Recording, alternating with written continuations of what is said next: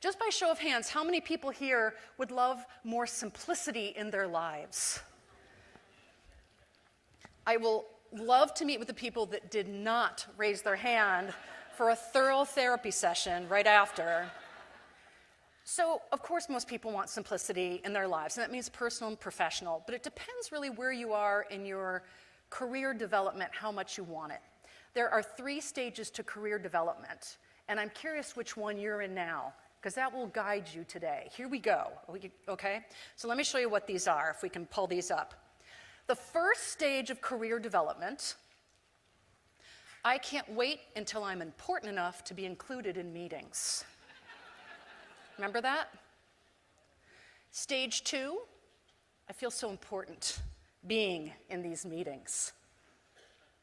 Stage 3, I will do anything legal and several illegal things, never, and to avoid all of these meetings, right? Yes, I love that you clap because everyone's like, please tell me the illegal things. I would like to get out of this.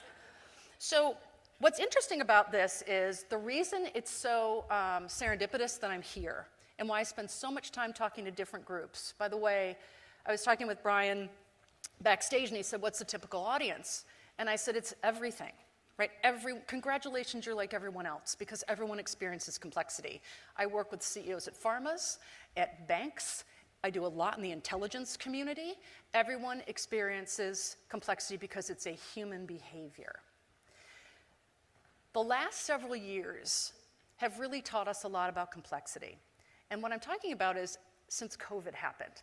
We are going to look back on these last 3 years as one of the most positively transformative times of our lives. And that's because it forced us to challenge our assumptions around the way that we work and the work that we do and how we spend our time. I mean, think about it. Are you investing your time or are you spending time?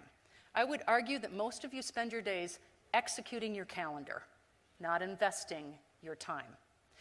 And what was really an alarm bell during COVID was for leaders and their teams to realize, all these things that we always say that we can't do, right? We'll never be able to work remotely. Turns out we could. We'll never be able to get this digitized and make this process all online. Turns out when we're forced to, we can make magic happen, et cetera, et cetera. We also realize personally that being